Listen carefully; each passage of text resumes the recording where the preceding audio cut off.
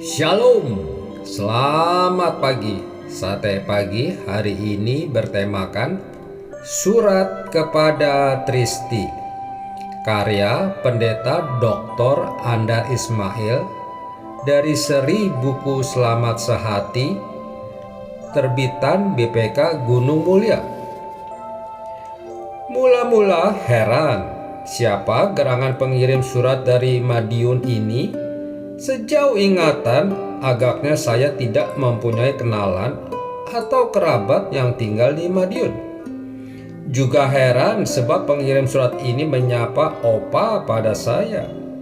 Itu cara cucu kami menyapa. Namun, mustahil surat ini berasal dari dia. Dia belum cakap berkirim surat karena ia masih murid pra-TK. Lagi pula bahasa Indonesianya masih sangat terbatas.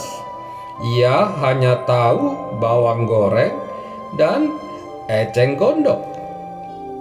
Ia memang sangat suka bawang goreng. Namun entah mengapa ia juga fasih menyebut eceng gondok. Mungkin dikiranya bawang goreng itu terbuat dari eceng gondok. Lebih merengkan lagi karena kamu menulis, "Opa, aku sangat suka membaca buku-buku seri Selamat karangan Opa." Mengherankan sebab ternyata kamu berusia 9 tahun dan murid kelas 3 SD.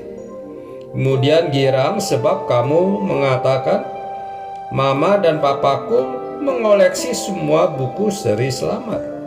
Papaku juga suka menghadiahkan seri Selamat kepada teman dan kenalannya.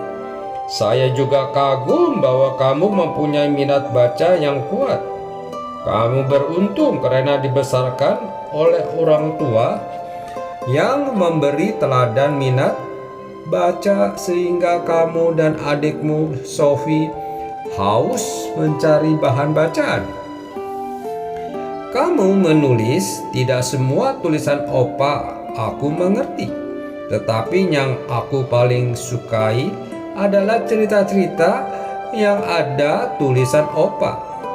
Ada yang lucu, ada yang sedih, dan macam-macam. Aku terutama suka cerita-cerita Hans Christian Andersen. Tristi, tentu saja kamu belum mengerti isi seri Selamat sebab tulisan itu dialamatkan kepada pembaca dewasa. Namun, silakan kamu menikmati cerita-ceritanya.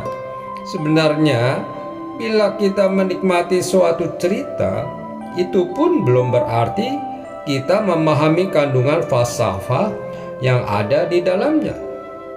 Misalnya, hampir semua dari 156 dongeng Hans Christian Andersen merupakan cemerinan dan penderitaan dan perjuangan hidupnya. Orang dewasa terpelajar pun sering tidak melihat simbolisme yang tersembunyi dalam dongeng itu. Akan tetapi, itu tidak jadi soal. Pokoknya sekarang kamu menikmati cerita-ceritanya. Dulu, minat baca saya juga tumbuh melalui buku-buku dongeng. Ketika itu saya kelas 3 SDK Penabur Kebonjati Bandung yang berbahasa Belanda. Di sekolah ada perpustakaan kecil. Lalu saya juga menjadi anggota perpustakaan milik pemerintah Kota Praja Bandung.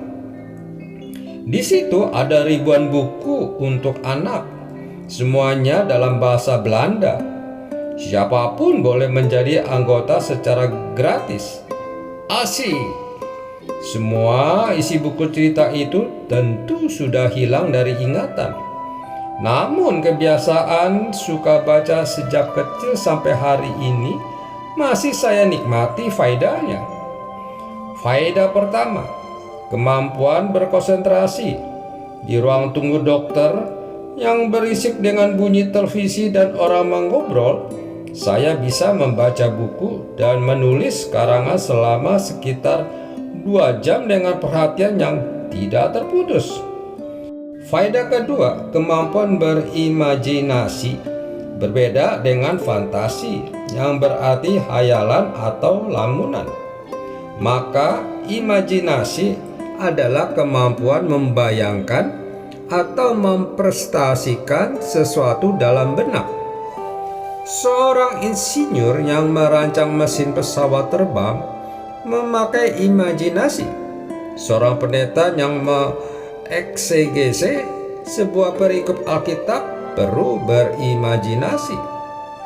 Dalam pelajaran didaktik di STT Jakarta, saya melatih mahasiswa berimajinasi melalui latihan berasosiasi, berefleksi, dan berkontemplasi. Jelas, seluruh isi Seri Slamet adalah produk imajinasi. Buku-buku dongeng di perpustakaan Bandung itu bagaikan sayapnya menjadikan saya terbang ke alam raya imajinasi maha luas yang tidak punya ujung atau perbatasan. Sampai hari ini sayap-sayap itu membuat saya terbang tanpa habis-habisnya berkelana di alam raya imajinasi. Untuk orang dewasa, buku memberi banyak faedah lain. Buku membuat kita cerdas, bukan hanya cerdas rasional, melainkan juga cerdas sosial, emosional, dan lainnya. Buku membuat kita bertumbuh maju. Sun Yat-sen, perintis sistem Republik di Tiongkok, menulis, manusia cerdas, begitu juga kera. Bedanya adalah manusia suka baca, sedangkan kera tidak. Untuk warga gereja, buku mempunyai faedah tersendiri. Buku membuat kita cerdas iman, baik dalam arti cerdas religius dan juga cerdas spiritual. Oleh sebab itu, minat baca merupakan bagian inti dari proses pertumbuhan iman. Yesus sangat menekankan perlunya orang membaca. Injil Matius bercerita bahwa Yesus merasa gregetan atau kesal menghadapi orang-orang yang kurang suka membaca. Simak deretan ucapan Yesus. Tidakkah kamu baca? Atau tidakkah kamu baca? Tidakkah kamu baca bahwa? Belum pernahkah kamu baca? Belum pernahkah kamu baca dalam? Tidakkah kamu baca apa yang? Tristi, kembali ke suratmu. Potret kamu berdua dengan Sophie berseragam SD sungguh mencengangkan. Oh, rambutmu begitu panjang sampai hampir ke lutut. Pada zaman saya di SD, semua teman perempuan berambut pendek. Ketika itu perang belum usai sehingga kebutuhan hidup susah. Jangankan sampo, sabun mandi pun tidak ada. Kami mandi dan keramas dengan sabun cuci. Katanya supaya semua kutu mati.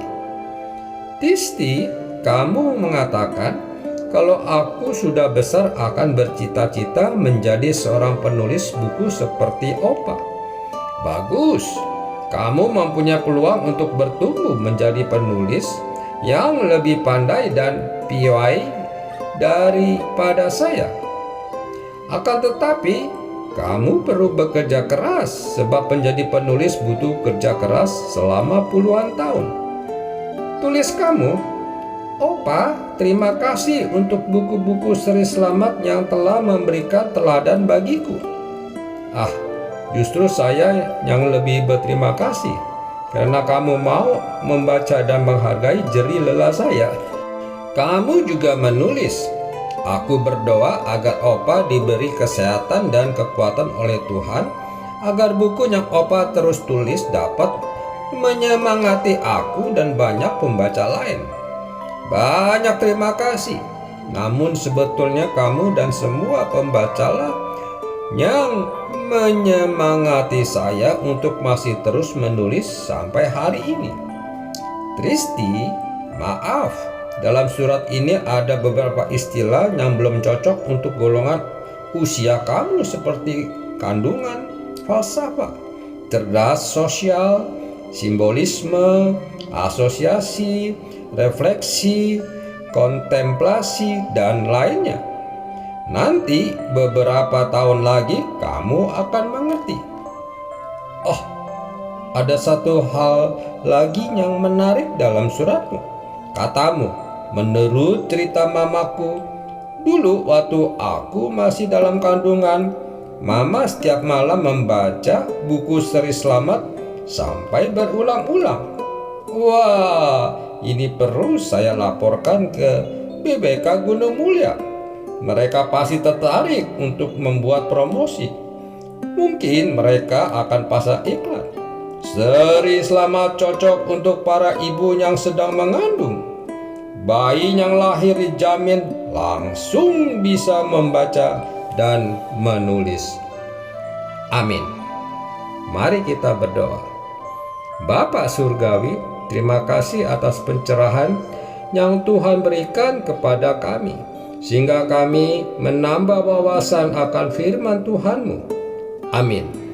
Datanglah Roh Maha Kudus, bentara cinta Sang Kristus, tolong kami jadi saksi, membawa cinta ilahi.